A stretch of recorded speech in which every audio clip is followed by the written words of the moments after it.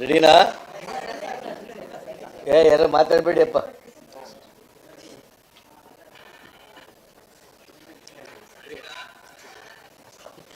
ಮೂರು ವಿಧಾನಸಭಾ ಕ್ಷೇತ್ರದ ಉಪಚುನಾವಣೆ ನಡೆದಿತ್ತು.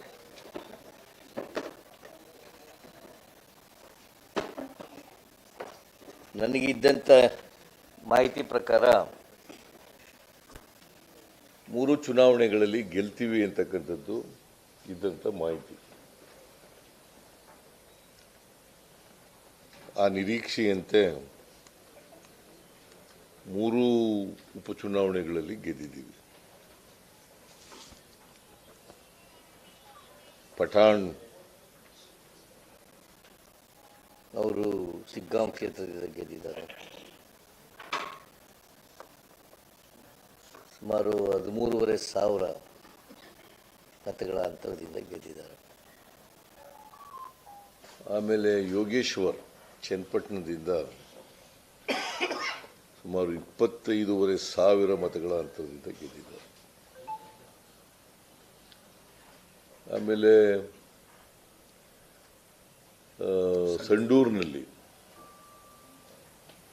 ತುಕಾರಾಮ್ ಅವರ ಧರ್ಮಪತ್ನಿ ಶ್ರೀಮತಿ ಅನ್ನಪೂರ್ಣ ತುಕಾರಾಮ್ ಅವರು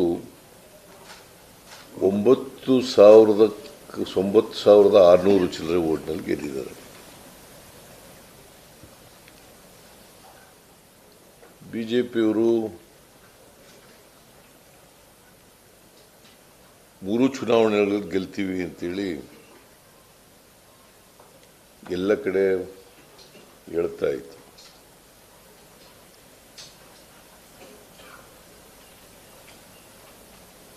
ಅವರು ನಮ್ಮ ಸರ್ಕಾರ ಅಧಿಕಾರಕ್ಕೆ ಬಂದ ಮೇಲೆ ಕಳೆದ 1.5 ವರ್ಷದಿಂದ ನಮ್ಮ ಮೇಲೆ, ನಮ್ಮ ಸರ್ಕಾರದ ಮೇಲೆ ಮತ್ತು ನನ್ನ ಮೇಲೆ ಸುಳ್ಳು ಆರೋಪಗಳನ್ನು ಮಾಡೋದು, ಜೊತೆಗೆ ನಮ್ಮ ಕಾರ್ಯಕ್ರಮಗಳನ್ನು ಅಪಪ್ರಚಾರ ಮಾಡೋದು.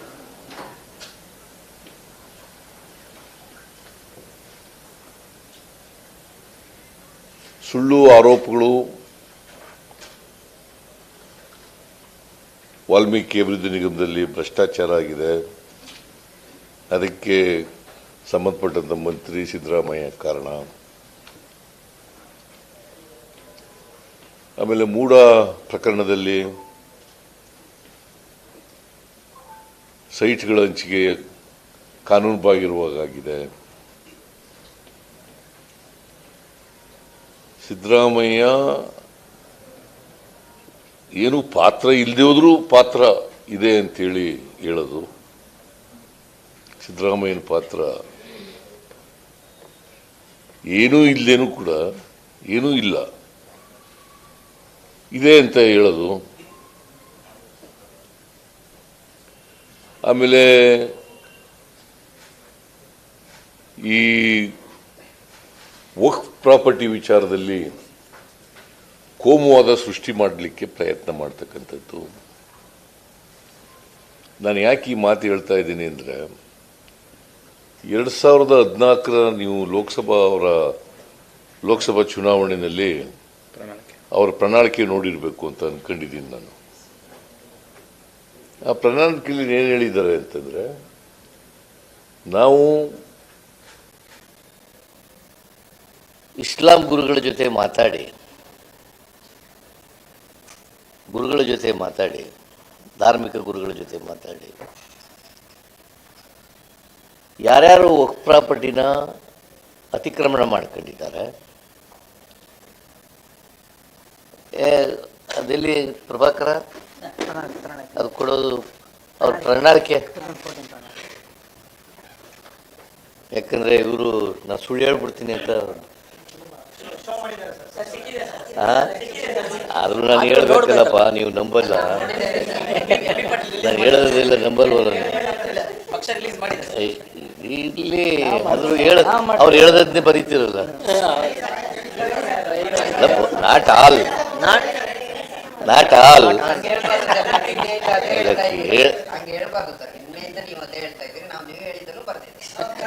ಅವ್ರು ಹೇಳ್ದದ್ದು ಬರೆದಿದ್ದೀರಿ, ನಾನು ಹೇಳ್ದದ್ದು ಬರೆದಿದ್ದೀರಿ. ಅದು ಮಾಡೋದಾದ್ರೆ ನೀವು ಸತ್ಯ ಜನಗಳಿಗೆ ತಲುಪ್ಸೋಕ್ಕಾಗಲ್ವಲ್ಲ.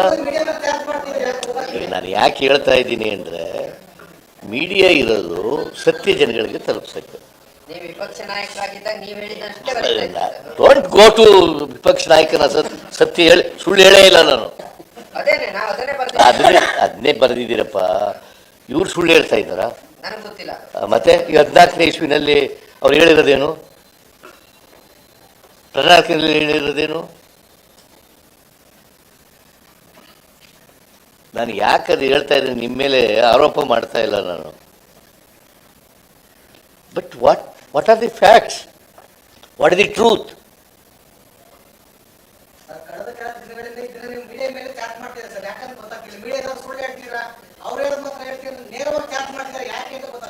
ಚಾರ್ಜ್ ಏನ್ ಮಾಡಿಲ್ಲ, ನಿನ್ ಮೇಲೆ ಮಾಡದ್ನ. ಹೌದಪ್ಪ, ನೀವು ಸತ್ಯ ಹೇಳಿದ್ರೆ ಏನ್ ಮಾಡದೆ, ಸತ್ಯ ಹೇಳದೆ ಹೋದ್ರೆ ಮಾಡದೆ. ಬೈದಿಲ್ಲ, ನಾನು ಬೈದಿಲ್ಲ. ಬೈದು ಇಲ್ಲ, ಗದರ್ಸೂ ಇಲ್ಲ. ಬೈದು ಇಲ್ಲ, ಗದರ್ಸೂ ಇಲ್ಲ. ನಿಮ್ಗೆ ಹಂಗ ಅನ್ಕೊಂಡ್ರೆ ನಾನೇನು ಮಾಡಕ್ಕಾಗಲ್ಲ. ಹೌದು, ಈಗಲೂ ಹೀಗೆ ಕೊಡ್ತೀನಿ.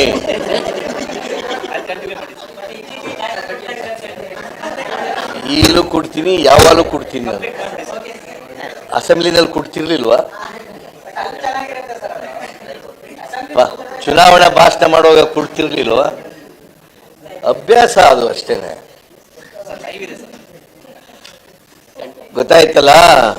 ನಾನು ಯಾಕೆ ಸಿಗ್ಲಿಲ್ವೇನೆಯ?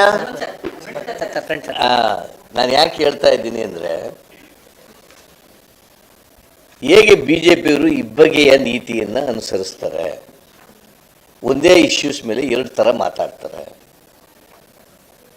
ಅವ್ರ ಪ್ರಣಾಳಿಕೆಯಲ್ಲಿ ಹೇಳಿರ್ತಕ್ಕಂಥದ್ದನ್ನೇ ಬದಲಾವಣೆ ಮಾಡಿ ಬೇರೆ ಥರ ಹೇಳೋದು. ಬಸವರಾಜ ಬೊಮ್ಮಾಯಿ ಏನಂತ ಹೇಳಿದ್ದಾರೆ? ಒಂದು ಫಂಕ್ಷನ್ಗೆ ಹೋಗಿ ಬಸವರಾಜ ಬೊಮ್ಮಾಯಿ ಏನಂತ ಹೇಳಿದ್ದಾರೆ? ಹೋಗಿ ಪ್ರಾಪರ್ಟಿ ಮೇಲೆ ನಾನು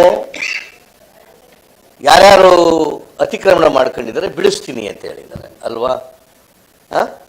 ಮತ್ತೆ ಅವ್ರಿಗೆ ನಾವೇನು ಮಾಡ್ತಾ ಇದ್ದೋ?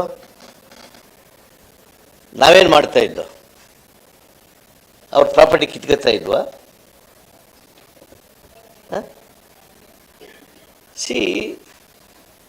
ನಾನು ಹೇಳಿದ್ದೀನಿ, ಭಾಳ ಸ್ಪಷ್ಟವಾಗಿ ಹೇಳಿದ್ದೀನಿ. ನೋಟಿಸ್ ಕೊಟ್ಟಿದ್ರೆ ಒಂದು ವೇಳೆ ನೋಟಿಸ್ ಕೊಟ್ಟಿದ್ರೆ ವಾಪಸ್ ತಗೋತೀವಿ.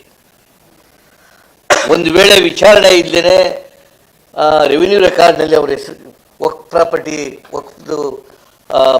ಅವ್ರದ್ದೇನಾದ್ರು ಅವ್ರ ಹೆಸರಿಗೆ ಬಂದಿದ್ದಾರೆ, ವಕ್ಫ್ ಬೋರ್ಡ್ ಹೆಸರಿಗೆ ಬಂದಿದ್ದರೆ ಅದನ್ನು ರದ್ದು ಮಾಡ್ತೀವಿ. ಮತ್ತು ಯಾವ ರೈತರನ್ನು ಕೂಡ ಒಕ್ಲೆಬ್ಸಲ್ಲ. I was categorically very clear on this. Ashoka ಹೇಳ್ತಾನೆ, ಇವರು ಪಾಪಿಗಳು, ಕಾಂಗ್ರೆಸ್ನವರು ಪಾಪಿಗಳು. ಈಗ ಯಾರು ಪಾಪಿಗಳು ಅಂತ ಹೇಳ್ತಾರೆ ಜನ? ಇವ್ರನ್ನ ಪಾಪಿಗಳು ಅಂತ ಹೇಳ್ತಾರೋ ಇಲ್ಲ?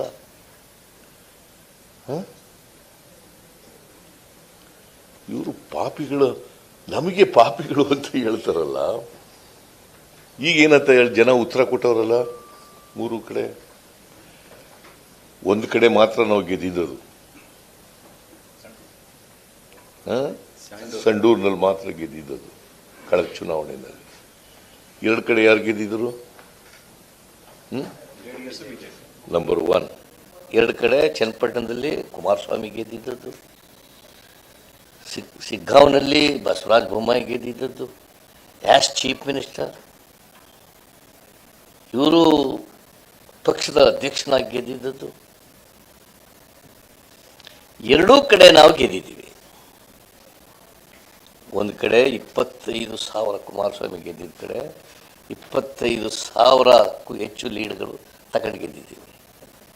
ಇನ್ನೊಂದು ಕಡೆ 13,000 ಚಿಲ್ಲರೆನಲ್ಲಿ ಗೆದ್ದಿದ್ದೀವಿ. ಆಮೇಲೆ ಈ ಬೈ ಎಲೆಕ್ಷನಲ್ಲಿ ಎರಡೂ ಪಾರ್ಟಿಗಳು ಒಂದಾಗಿದ್ದವು, ಇಬ್ಬರ ಮೇಲೂ ಗೆದ್ದಿದ್ದೀವಿ ನಾವು. C I am emphasising this. BJP JDS ಎರಡರ ಮೇಲೂ ಗೆದ್ದಿದ್ದೀವಿ. ಇಬ್ಬರು ಒಂದಾಗಿ ನಮ್ಮನ್ನು ಎದುರಿಸಿದ್ರು ಕೂಡ, ಸುಳ್ಳುಗಳು ಹೇಳಿ ಅಪಪ್ರಚಾರ ಮಾಡಿದ್ರೂ ಕೂಡ ಗೆದ್ದಿದ್ದೀವಿ. ಇಬ್ಬರ ಮೇಲೂ ಗೆದ್ದಿದ್ದೀವಿ. Is it not a fact?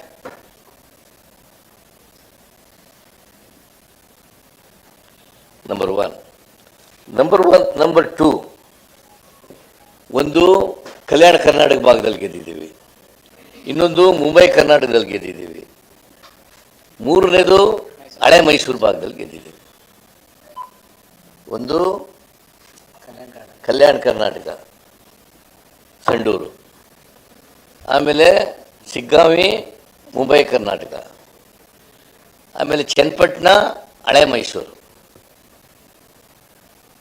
ಈ ಮೂರು ಕಡೆ ಗೆದ್ದಿದ್ದೀವಿ. So this is very significant.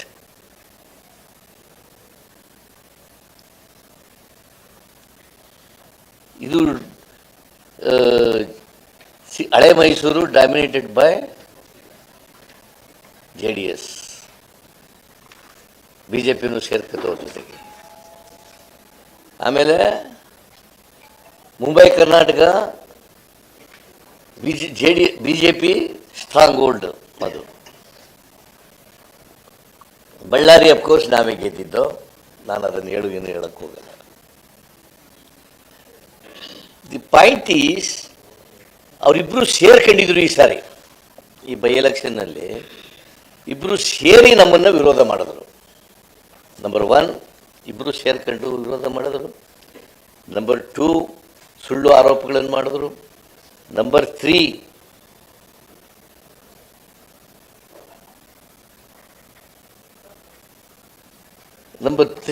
ಅಪಪ್ರಚಾರ ಮಾಡಿದ್ರು. ಬಗ್ಗೆ ಅಪಪ್ರಚಾರ ಮಾಡಿದ್ರು. ಮೂಢ ಪ್ರಕರಣದ ಬಗ್ಗೆ ಅಪಪ್ರಚಾರ ಮಾಡಿದ್ರು. ಏನು ಪಾದಯಾತ್ರೆ ಇಲ್ಲಿಂದ ಬೆಂಗಳೂರಿಗೆ, ಅಲ್ಲ ಮೈಸೂರಿಗೆ, ಬೆಂಗಳೂರಿಂದ ಮೈಸೂರಿಗೆ ಪಾದಯಾತ್ರೆ.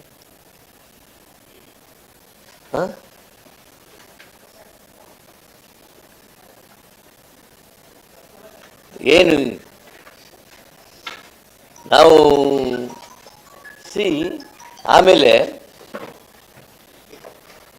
ಇದ್ರ ಬಗ್ಗೆ, ಗ್ಯಾರಂಟಿ ಯೋಜನೆಗಳ ಬಗ್ಗೆ ಏನು ಅಪಪ್ರಚಾರ ಮಾಡಿದ್ರು. ಗ್ಯಾರಂಟಿ ಯೋಜನೆಗಳು ಅವ್ರು ನರೇಂದ್ರ ಮೋದಿಯವರು ಏನು ಹೇಳಿದ್ರು? ಇದು ರಾಂಗ್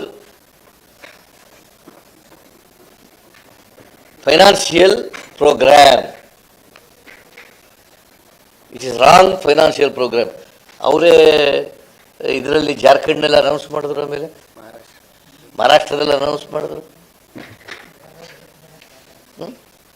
ಆಮೇಲೆ ಇನ್ನೂ ಎಲ್ಲಿವರೆಗೂ ಹೋದ್ರು ಅಂತಂದ್ರೆ ಅಡ್ವರ್ಟೈಸ್ಮೆಂಟೇ ಕೊಟ್ಬಿಟ್ರು ನಮ್ಮ ಮೇಲೆ. ಮಹಾರಾಷ್ಟ್ರದಲ್ಲಿ ಜಾರಿನೇ ಆಗಿಲ್ಲ ಅಂತ. ಜಾರಿ ಆಗಿಲ್ವಾ? ನೀವು ಹೇಳಿಯಪ್ಪ. 5 ಗ್ಯಾರಂಟಿಗಳು ಜಾರಿ ಆಗಿದ್ದವ ಇಲ್ವಾ? ಜಾರಿನೇ ಮಾಡಿಲ್ಲ ಸಿದ್ದರಾಮಯ್ಯ ಅಂತೇಳಿ ಮಹಾರಾಷ್ಟ್ರ ಗೌರ್ಮೆಂಟು ಅಡ್ವರ್ಟೈಸ್ಮೆಂಟ್. ಅದು ಅಲ್ಲದೇನೆ ಇನ್ನೂ ಒಂದು ಹೇಳಿದ್ರು, 700 ಕೋಟಿ ರೂಪಾಯಿಗಳನ್ನು ಎಕ್ಸೈಸ್ ಡಿಪಾರ್ಟ್ಮೆಂಟ್ನಲ್ಲಿ ಕಲೆಕ್ಟ್ ಮಾಡಿ ಚುನಾವಣೆ ಕೊಟ್ಬಿಟ್ಟವ್ರೆ ಮಹಾರಾಷ್ಟ್ರಕ್ಕೆ. ನಾನು ಹೇಳಿದೆ, ಒಂದೇ ₹1 ಎಕ್ಸೈಸ್ ಡಿಪಾರ್ಟ್ಮೆಂಟ್ನಲ್ಲಿ ಕಲೆಕ್ಟ್ ಮಾಡಿದರೆ I will resign and get out from politics. I will resign and get out, retire from politics. ಇದನ್ನು ಹೇಳಿದವರು ಮಾಡ್ತಾರ?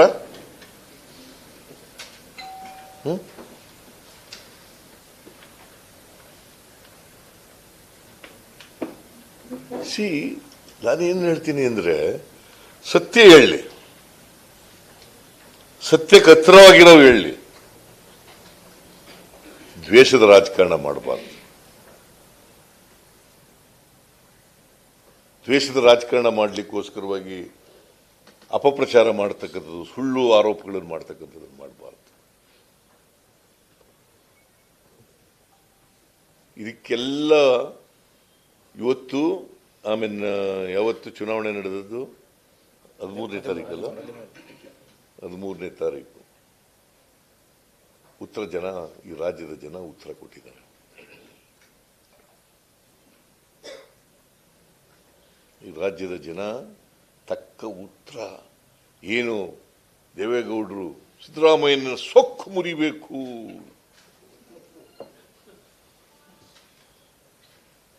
ಸಿದ್ದರಾಮಯ್ಯನ ಗರ್ವಭಂಗ ಮಾಡಬೇಕು,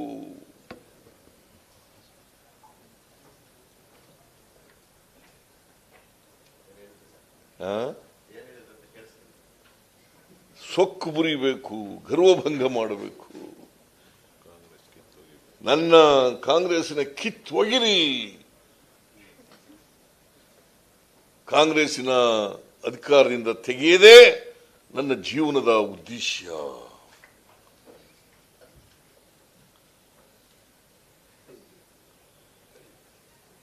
ಮಾಜಿ ಪ್ರಧಾನಮಂತ್ರಿ ಆಗಿದ್ದವರು, ನನಗೆ ಅವ್ರ ಬಗ್ಗೆ ಪಾಪ ಮಾಜಿ ಪ್ರಧಾನಮಂತ್ರಿಗಳು ಈ ಥರ ನನ್ನ ಮೇಲೆ ಎಲ್ಲ ಆರೋಪ ಮಾಡಿದ್ರಲ್ಲ ಅನ್ನೋದು ಸ್ವಲ್ಪ ಬೇಸರ ಆಗಿದೆ. ಸುಳ್ಳು ಆರೋಪಗಳು ಮಾಡಿದ್ರು. ಮಾಜಿ ಪ್ರಧಾನಮಂತ್ರಿ ಆಗಿದ್ದವರು, ಮಾಜಿ ಮುಖ್ಯಮಂತ್ರಿ ಆಗಿದ್ದವರು, ಮತ್ತೆ ನಾನು ಅವ್ರ ಜೊತೆ ಬಹಳ ವರ್ಷ ಇದ್ದವನು. ಗೊತ್ತಿದ್ದು ಸಿದ್ದರಾಮಯ್ಯನಿಗೆ ಅಹಂಕಾರ, ಸಿದ್ದರಾಮಯ್ಯನ ಗರ್ವಭಂಗ ಮಾಡ್ತೀನಿ, ಸೊಕ್ಕು ಮುರಿತೀನಿ.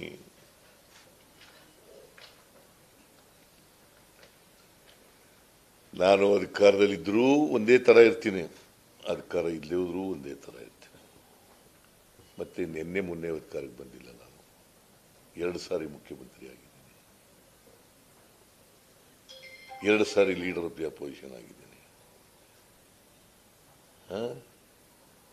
2 ಸಾರಿ ಡೆಪ್ಟಿ ಚೀಫ್ ಮಿನಿಸ್ಟರ್ ಆಗಿದ್ದೀನಿ. ಕರ್ನಾಟಕದಲ್ಲಿ ನಾನು ಮಂತ್ರಿಯಾಗಿ 40 ವರ್ಷದ ಮೇಲಾಯಿತು.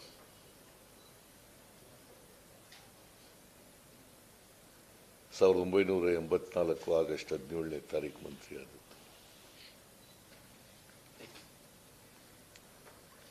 ಸೆರಿಕಲ್ಚರ್ ಮಿನಿಸ್ಟರ್ ಆಗಿ ರಾಮಕೃಷ್ಣ ಹೆಗ್ಡೆ ಅವರು ಮಂತ್ರಿ ಮಾಡಿದ್ರು ನನಗೆ 1984 ಆಗಸ್ಟ್ 17. 40 ವರ್ಷದ ಮೇಲಾಗಿದೆ. ಯಾವತ್ತೂ ಕೂಡ ದುರಂಕಾರದಿಂದ ನಡ್ಕೊಂಡಿಲ್ಲ, ಯಾವತ್ತೂ ಕೂಡ ಸೊಕ್ಕಿನಿಂದ ನಡ್ಕೊಂಡಿಲ್ಲ, ಯಾವತ್ತೂ ಕೂಡ ಗರ್ವದಿಂದ ನಡ್ಕೊಂಡಿಲ್ಲ. ಅಧಿಕಾರ ಜನ ಕೊಡೋದು, ಜನ ಕೊಟ್ಟರೆ ನಾವು ಇಲ್ಲಿ ಕೂತಿರ್ತೀವಿ. ಜನ ಕೊಡೋಕ್ಕಿಲ್ಲ ಅಂತಂದ್ರೆ ಅಧಿಕಾರದಿಂದ ಕುರ್ಚಿಯಿಂದ ಕೆಳಗೆ ಇಳಿತೀವಿ. ಆಮೇಲೆ ಅಳೋದು ಗುಳೋ ಅಂತ ಎಲ್ಲ ಅಭ್ಯಾಸ ಮಾಡ್ಕೊಬಿಟ್ಟವ್ರೆ. ದೇವೇಗೌಡ ಮಗ, ಅವನ ಮೊಮ್ಮಗ, ನೋಡಿಲ್ಲ, ನೋಡ್ದದೆಲ್ಲ ಹೇಳಕ್ಕಾಗಲ್ಲ. ನಾನು ಹೇಳೋದು ಹೃದಯ ಇರೋರಿಗೆ ಬರ್ತದೆ. ಹಾಗಾದ್ರೆ ಹಾಸನದಲ್ಲಿ ಗಲಾಟೆ ಆಯ್ತಲ್ಲಪ್ಪ, ಈಗ ಪ್ರಜ್ವಲ್ ರೇವಣ್ಣ ಜೈಲಿಗೆ ಹೋದ್ನಲ್ಲ, ಅಲ್ಲಿ ಹೆಣ್ಮಕ್ಳೆಲ್ಲ ಕಣ್ಣೀರು ಹಾಕಿದ್ರಲ್ಲ, ಆಗ ಹೃದಯ ಕರಗನಿಲ್ವ? ಹೃದಯ ಕರಗನಿಲ್ವ ಅಲ್ಲಿ? ಸೊ ನಾನು ಹೆಚ್ಚು ಮಾತಾಡಕ್ ಹೋಗಲ್ಲ. ಬಟ್ ಈ ಸಾರಿ ನಮ್ಮ ಎಲ್ಲ ಮಂತ್ರಿಗಳು, ಎಲ್ಲ ಲೀಡರ್ಗಳು, ನಮ್ಮ ಪಕ್ಷದ ಅಧ್ಯಕ್ಷರು,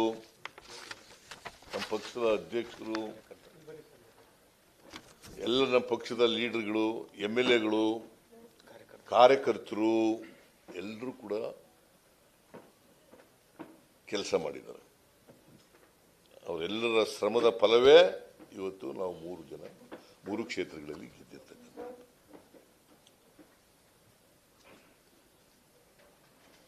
ಎಲ್ಲ ಮಂತ್ರಿಗಳನ್ನ ಯಾರ್ಯಾರಿಗೆ ಜವಾಬ್ದಾರಿ ಕೊಟ್ಟಿದ್ದೋ ಮಂತ್ರಿಗಳು, MLAಗಳು, MLCಗಳು, ಲೋಕಸಭಾ ಸದಸ್ಯರುಗಳು ಅವರೆಲ್ಲರೂ ಕೂಡ ಕೆಲಸ ಮಾಡಿದ್ದಾರೆ. ಇಷ್ಟು ಅಪಪ್ರಚಾರ, ಇಷ್ಟು ಆರೋಪಗಳು ಮಾಡಿದ್ರು ಕೂಡ ಜನ ಅವನ್ನೆಲ್ಲ ಸುಳ್ಳು, ಇವ್ರು ಮಾಡ್ತಾ ಇರೋದು ವಿರೋಧ ಪಕ್ಷದವರು ಅಂತೇಳಿ ತಳ್ಳಾಕಿ ಜನ ನಮ್ಗೆ ಓಟ್ ಕೊಟ್ಟಿದ್ದಾರಲ್ಲ. ನೋಡಿ, ಇದು ಓದ್ಬಿಡ್ತೀನಿ ನಾನು. Empower work boards in consultation with the religious leaders, taking steps to remove encroachments from and unauthorized occupation of work properties. ಇದು ಯಾರು ಹೇಳಿರೋದು? ಯಾರ ಮ್ಯಾನಿಫೆಸ್ಟೋ ಸರ್? ಇದು ಬಿಜೆಪಿ ಅವ್ರ ಮ್ಯಾನಿಫೆಸ್ಟೋ. ಬಿಜೆಪಿ ಅವ್ರ ಮ್ಯಾನಿಫೆಸ್ಟೋ 2014ರಲ್ಲಿ. ಇವತ್ತು ಕೋಮುವಾದ ಮಾಡಕ್ಕೆ ಕೊಟ್ಟಿದ್ದಾರಲ್ಲ, ಜನ ಸುಮ್ಮನೆ ಇರ್ತಾರ? ಇವರ ಕೋಮುವಾದನ ಜನ ಅರ್ಥ ಮಾಡ್ಕೊಳ್ತಾರೆ. ಮತ್ತೆ ಬಹಳ ಜನ ಪೆದ್ರು ಅಂತ ತಿಳ್ಕೊಬಿಟ್ಟವ್ರೆ. ಮತದಾರನ ನಾವು ಏನು ಹೇಳಿದ್ರು ನಡೀತದೆ, ಮಿಸ್ಲೀಡ್ ಮಾಡ್ಬಿಡ್ಬೋದು ಅವ್ರನ್ನ ಅಂತ ಅನ್ಕೊಬಿಟ್ಟಿದ್ದಾರೆ. See people, particularly the voters of this state are enlightened, are awakened. They should not be misled by the opposition parties' false allegations and mispropaganda.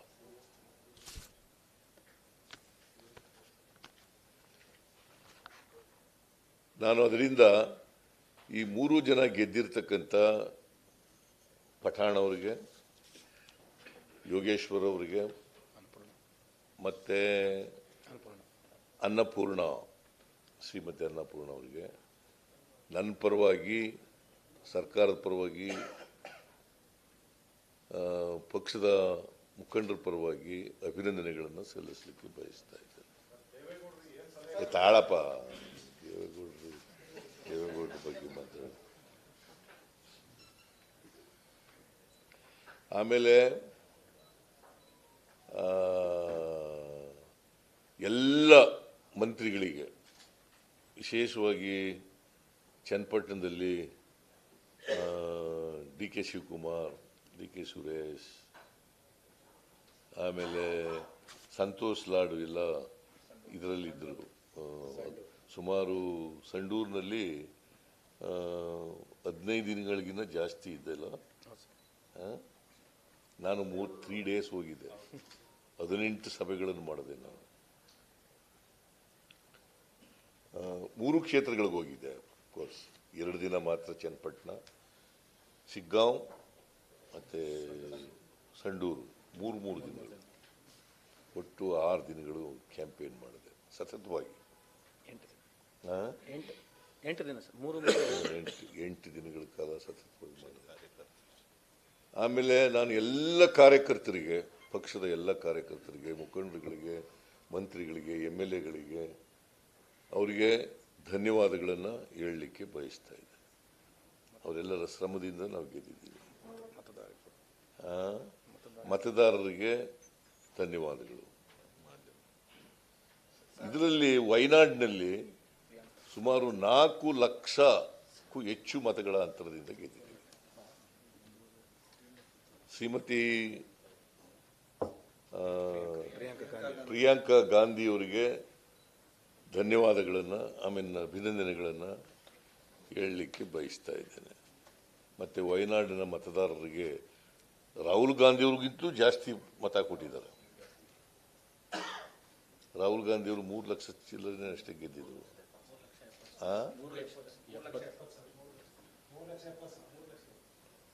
ಈಗ ಇವರು 4,10,000 ಗೆದ್ದಿದ್ದಾರೆ.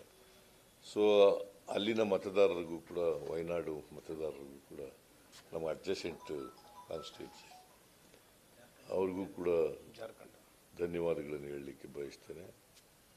ಆಮೇಲೆ ನಮಗೆ ಮಹಾರಾಷ್ಟ್ರದಲ್ಲಿ ದೊಡ್ಡ ಹಿನ್ನಡೆ ಆಗಿದೆ. ನಾನು ಒಂದು 2 ದಿನ ಹೋಗಿದ್ದೆ, 2 ಡೇಸು, 4 ಕಾನ್ಸ್ಟಿಟ್ಯೂನ್ಸಿಗಳಲ್ಲಿ ಮಾತ್ರ ಕ್ಯಾಂಪೇನ್ ಮಾಡಿದೆ. ನನಗೂ ಗೊತ್ತಿಲ್ಲ ಅದೇನು ಗೆದ್ದಿದ್ದೀವೋ ಯಾವ್ದಾರು ನಾವು ಹೋಗಿದ್ದೆವು. ಅವರು ಪ್ರಚಾರ ಮಾಡಿದೆವು.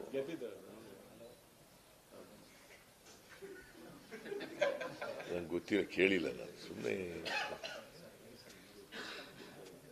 ಅಲ್ಲಿ ದೊಡ್ಡ ಹಿನ್ನಡೆ ಆಗಿದೆ. ಸೊ ಅದನ್ನ ಜಾರ್ಖಂಡ್ನಲ್ಲಿ ನಾವು ಅಧಿಕಾರ ಉಳಿಸ್ಕೊಂಡಿದ್ದೀವಿ.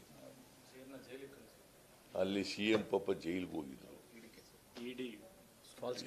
ಇಡಿ ಕೇಸ್ನಲ್ಲಿ ಜೈಲಿಗೆ ಹೋಗಿದ್ರು. ಜನ ಮತ್ತೆ ಹೇಮಂತ್ ಸೊರೇನ್ ಅವರಿಗೆ ಆಶೀರ್ವಾದ ಮಾಡಿದ್ದಾರೆ ಜಾರ್ಖಂಡ್ನಲ್ಲಿ. ಕಾಂಗ್ರೆಸ್ನವರು ಅಲ್ಲ, BJPಯವರು ಸುಳ್ಳು ಕೇಸ್ ಹಾಕಿದ್ರು ಅವ್ರ ಮೇಲೆ ಅಂತೇಳಿ ಜನ ಅವರಿಗೆ ಮತ್ತೆ ಆಶೀರ್ವಾದ ಮಾಡಿದ್ದಾರೆ.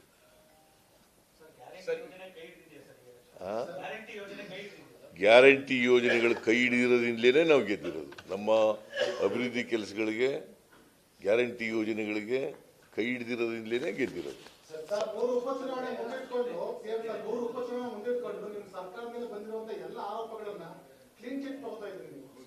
ನಾನು ಕ್ಲೀನ್ ಚಿಟ್ ಕೊಡ್ತಾ ಇಲ್ಲ, ಕೋರ್ಟ್ನವ್ರು ಕೊಡ್ಬೇಕಪ್ಪ ಕ್ಲೀನ್ ಚಿಟ್ಟ.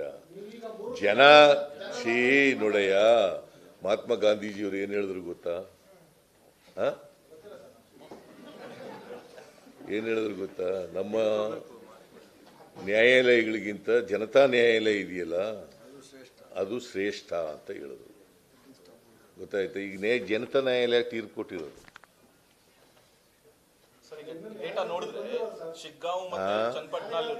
ಸಾಳಿ ಇವ್ರು ಕೇಳ್ತಾ ಇರೋ ಕ್ಯಾಂಡಿಡೇಟ್ಸ್ ಇಬ್ರು sir, Shiggaon Channapatna candidates BJP JDS candidates 87,000 ತಗೊಂಡಿದ್ದಾರೆ. ಆಲ್ಮೋಸ್ಟ್ ಮೇಜರ್ ಕಮ್ಯುನಿಟಿ ಅವರಿಗೆ ವೋಟ್ ಹಾಕ್ದಂಗಿದೆ. Is this another consultation of major community ಕೈ ಬಲಪಡಿಸ್ತಾರ ಅಂತ ಸರ್? ಈಗ ಮೇಜರ್ ಕಮ್ಯುನಿಟಿ ಕಾಂಗ್ರೆಸ್ ಸಿದ್ಧಾಂತಕ್ಕೆ, ಕಾಂಗ್ರೆಸ್ ಅಭಿವೃದ್ಧಿಗೆ ಎಲ್ಲ ಜಾತಿ ಧರ್ಮದ ಬಡವರು ವೋಟ್ ಹಾಕಿದ್ದಾರೆ. Is this Siddaramaiya's win ಅಂತ? Because ಅಯಿಂದ ಕನ್ಸಲ್ಟೇಷನ್ ಆಗಿದೆ ಅನ್ಸುತ್ತೆ. It is Congress party's win. It is not Siddaramaiah. ನಾನು ಒಬ್ಬನೇ ಕ್ರೆಡಿಟ್ ತಗೊಳಕ್ ಹೋಗಲ್ಲ. ಇದು Congress parties win. It is A Congress ಸರ್ಕಾರದ ಗೆಲುವು.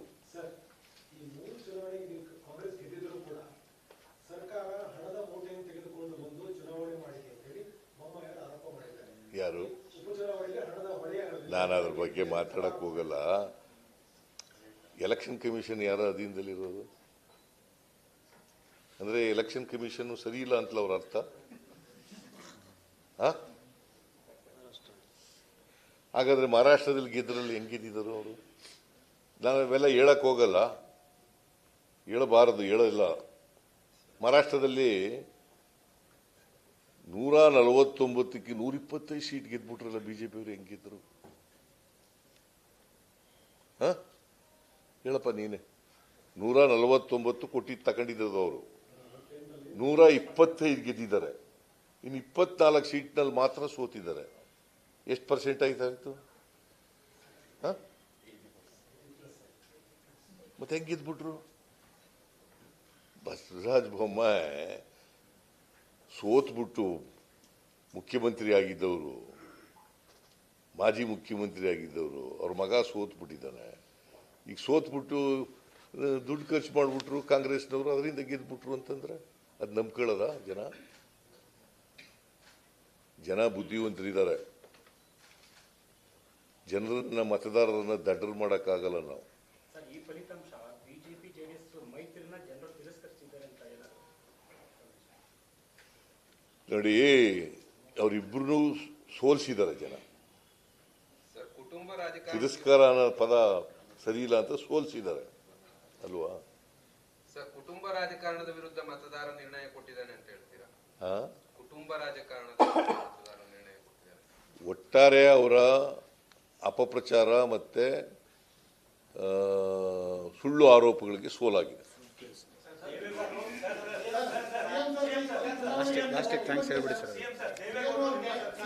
ಒಬ್ರು ಮಾತಾಡ್ರಿ, ಇವ್ರು ಮಾತಾಡ್ತಾರೆ, ಮಾತಾಡಪ್ಪ. ಏನಂತೆ ಜನ ಉತ್ತರ ಕೊಟ್ಟವರಲ್ಲ ಅವ್ರಿಗೆ, ನಾನೇನು ಹೇಳೋದಿಲ್ಲ, ಜನ ಉತ್ತರ ಕೊಟ್ಟಿಲ್ಲ. ನೀನು ಹೇಳಪ್ಪ ಈಗ. ಈಗ ನೀವು ಹೇಳ್ತಾ ಇದ್ದೀರಿ ಉಪಚುನಾವಣೆ ಗೆದ್ದಾಗ ಶಕ್ತಿ ಬರುತ್ತೆ ಅಂತ. ಈ ಶಕ್ತಿ ಬಂದಿದೆ ಸರ್, ಈಗ 3 ಉಪಚುನಾವಣೆ ಗೆದ್ದ ಮೇಲೆ ಎಲ್ಲಿ ಚುನಾವಣಾ ಫಲಿತಾಂಶ ಗೆದ್ರೆ ಶಕ್ತಿ ಬರುತ್ತೆ. ಇಟ್ ಈಸ್ ಸಾಮಾನ್ಯವಾಗಿ ಸುಳ್ಳು ಹೇಳೋರಿಗೆ ತಕ್ಕ ಪಾಠ ಕಲಿಸಿದ ಮೇಲೆ ನಮಗೆ ಶಕ್ತಿ ಬರಲೇಬೇಕಲ್ಲ. 3 ಕ್ಷೇತ್ರದಲ್ಲಿ ಗೆದ್ದಿದ್ದಾರೆ. ನಮ್ಮ ಸಿದ್ದರಾಮಯ್ಯ 3 ವರ್ಷ ಏನು ಸಮಸ್ಯೆ ಇಲ್ಲ ಅಂತ ನಿಮ್ಮ ಕಾರ್ಯಕರ್ತರು ಮಾತಾಡ್ತಾರೆ. ಯಾರು ನಿಮ್ಮ ಕಾರ್ಯಕರ್ತರು ನಮ್ಮ ಕಾರ್ಯಕರ್ತರು ಅಂದ್ರೆ ಯಾರಯ್ಯ? ಸಂತೋಷ್ ಲಾಡ್ ಅವರು ಇದ್ರು. ಸಂತೋಷ್ ಲಾಡು ಇದ್ದಾರ? ಹಾಗಾದ್ರೆ ಸರಿಯಾಗಿದೆ.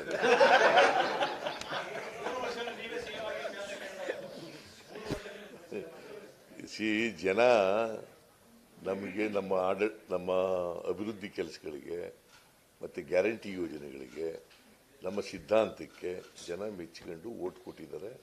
ಕೋಮುವಾದವನ್ನು ತಿರಸ್ಕಾರ ಮಾಡಿ ಮುಖ್ಯಮಂತ್ರಿಗಳಿಗೆ ಬಲ ತಂದು ಕೊಟ್ಟಿದ್ಯಾ ಇದು ಫಲಿತಾಂಶ ಅಂತ? ಮುಖ್ಯಮಂತ್ರಿ ಇಡೀ ಸರ್ಕಾರಕ್ಕೆ ಬಲ ತಂದು ಕೊಟ್ಟಿದೆ. ಈಗ ನೋಡಿ, it is A collective responsibility. ಗೊತ್ತಾಯ್ತಾ? ಯಾವಾಗಲೂ ನಾನು ನಂಬರ್ 1 ಅಮಾಂಗ್ ದಿ ಈಕ್ವಲ್ಸ್ ಅಂತ ನಾನು. I am number 1 among the equals. Council of ministers ಅಂತಂದ್ರೆ ಏನು? What does it mean? Council of ministers ಅಂದರೆ ಕಲೆಕ್ಟಿವ್ ರೆಸ್ಪಾನ್ಸಿಬಿಲಿಟಿ. ಒಬ್ಬರೇ ಇರೋದಿಲ್ಲ ಅದರಲ್ಲಿ, collective responsibility. Siddaramaiah as chief minister is number 1 among the equals. ಯಾವುದು? ತುಂಬಾ ಜನ ರೀಶಫಲ್ಗೆ ವೇಟ್ ಮಾಡ್ತಿದ್ದಾರೆ ಆಸ್ಪಿರೆಂಟ್ಸ್. ಈಗ ನೋಡಪ್ಪ, ನೀವೇ ಹೇಳೋದು ಇವೆಲ್ಲ ಹುಟ್ಟಾಕವ್ರೆಲ್ಲ ನೀವೇ. ರೀಸಫಲ್ ಮಾಡಿ. ಸರ್ ಮೈಸೂರು ನೀವು ಹೇಳಿದ್ರಲ್ಲ ಸರ್, ತಾಳ ಹೆಣ್ಮಗಳೇನ ಕೇಳ್ತಾವೆ. 3 ಕ್ಷೇತ್ರದ ಫಲಿತಾಂಶ ನೋಡಿದ್ರೆ ಈ ಮುಸ್ಲಿಂ ಸಮುದಾಯ ಪೂರ್ತಿ ನಿಮ್ಮ ಕೈ ಹಿಡಿದಿದೆ ಅಂತ ಅನಿಸ್ತದೆ. ಇಲ್ಲಮ್ಮ, ಯಾರ್ಯಾರು ಕೇಳಮ್ಮ ತಾಯಿ, ನಾನು ಮುಗಿಲಿಲ್ಲ ಸರ್. ಯಾರು ಸೆಕ್ಯುಲರಿಸಮ್ನಲ್ಲಿ ನಂಬಿಕೆ ಇಟ್ಟಿರೋರೆಲ್ಲ ನಮ್ಮ ಕೈ ಹಿಡಿದಿದ್ದಾರೆ. ಸರ್, ಈಗ ಈ ಗುತ್ತಿಗೆಯಲ್ಲಿ 4% ಮುಸ್ಲಿಂ ಕಾಂಟ್ರಾಕ್ಟರ್ಗೆ ಕೊಡೋದು ಅಂತ ಹೇಳಿ ನಿಮ್ದು ಆಶ್ವಾಸನೆ ಆಗಿತ್ತು. ಇಲ್ಲಿ ರಿಸರ್ವೇಶನ್ 4% ಮುಸ್ಲಿಂ ಆದ್ರೆ ಬಿಜೆಪಿಯವರು ವಿರೋಧ ವ್ಯಕ್ತಪಡಿಸಿದ ತಕ್ಷಣ ಅದು ಪ್ರಸ್ತಾವನೆ ಅಷ್ಟೇ ಅಂತ ಹೇಳಿದ್ರಿ ನೀವು. ಪ್ರಸ್ತಾಪ ಅಷ್ಟೇ ಅಂತ ಹೇಳಿದ್ರಿ. ಯಾಕೆ ಒಂದ್ ಸ್ಟೆಪ್ ಹಿಂದೆ ತಗೊಂಡ್ರಿ? ಇಲ್ಲಮ್ಮ, ಹಿಂದೆ ತಗೊಂಡಿದ್ದೀನಿ. ನಿಮ್ಗೆ ಗೊತ್ತಿಲ್ಲಮ್ಮ. ನೀವು I will set it right. ನೀವು ಹೇಳೋದು ಕರೆಕ್ಟಾಗಿ. ನೀವು 4% ತಗದು 3Aಗೆ 3Bಗೆ ಹಂಚಿದವ್ರು ಯಾರಮ್ಮ? 4 ಕೇಳಮ್ಮ ಸ್ವಲ್ಪ. ಇದು ಕೇಳಮ್ಮ. ಇಲ್ಲಿ ಕಾಂಟ್ರಾಕ್ಟ್ ವಿಷಯನ, ಇದು ರಿಸರ್ವೇಶನ್. ಕಾಂಟ್ರಾಕ್ಟ್ ಬಗ್ಗೆ ಮಾತಾಡ್ತಾರೆ. ಕಾಂಟ್ರಾಕ್ಟ್ ಬಗ್ಗೆ ಕಾಂಟ್ರಾಕ್ಟ್ 4% ಕೊಟ್ಟಿಲ್ಲ. ಕೊಟ್ಟಿಲ್ಲ. ಅದನ್ನ ಎಲ್ಲಿ ವಾಪಸ್ ತಗೊಂಡಿದ್ದೀನಿ? ಎಲ್ಲಮ್ಮ ವಾಪಸ್ ತಗೊಂಡಿದ್ದೀನಿ? There was a proposal. It has not come before the cabinet. Cabinet has not taken a decision. It was proposal ಅಷ್ಟೇನೆ. ನೀವು ಫಾಲೋ ಮಾಡಿದ್ರ? ಸರಿ. ಮತ್ತೆ ನಿಮ್ಗೆ ನೀವು ಕನ್ವಿನ್ಸ್ ಆದ್ರೆ ಆಯ್ತು. ನೋಡಮ್ಮ, ದೇರ್ ವಾಸ್ ಎ, ನಾನೇನು ಹೇಳಿರೋದು, there is a proposal. The government has not taken a decision. 4% ನಮಗೂ ಕೊಡಬೇಕು ಅಂತ ಇದೆ. ನಮಗೂ ಕಾಂಟ್ರಾಕ್ಟ್ನಲ್ಲಿ ರಿಸರ್ವೇಷನ್ ಕೊಡಿ, ಹಿಂದುಳಿದವ್ರಿಗೆ ಕೊಟ್ಟಿದ್ದೀರಿ, SC ST ಕೊಟ್ಟಿದ್ದೀರಿ, ನಮಗೂ ಕೊಡಿ ಅಂತ ಕೇಳಿದ್ದಾರೆ. ಅದು ಇನ್ನೂ ಪ್ರಪೋಸಲ್ನಲ್ಲಿದೆ, ಇನ್ನೂ ಡಿಸಿಷನ್ ತಗೊಂಡಿಲ್ಲ ಅಂತ ಹೇಳಿದೆ. ಈಗ ಇದಕ್ಕೂ ಸಂಬಂಧ ಏನು? ಅದು ಇನ್ನೊಂದು ದಿನ ಮಾತಾಡ. ಅದು ಇನ್ನೊಂದು ದಿನ ಹೇಳೋಣ. ಈಗ ಸ್ಥಳೀಯ ಸಂಸ್ಥೆಗಳ ಚುನಾವಣೆ, ತಾಲೂಕು ಪಂಚಾಯತಿ, ಜಿಲ್ಲಾ ಪಂಚಾಯತಿ ಚುನಾವಣೆ ಇನ್ನೊಂದು ದಿನ ಮಾತಾಡಿ.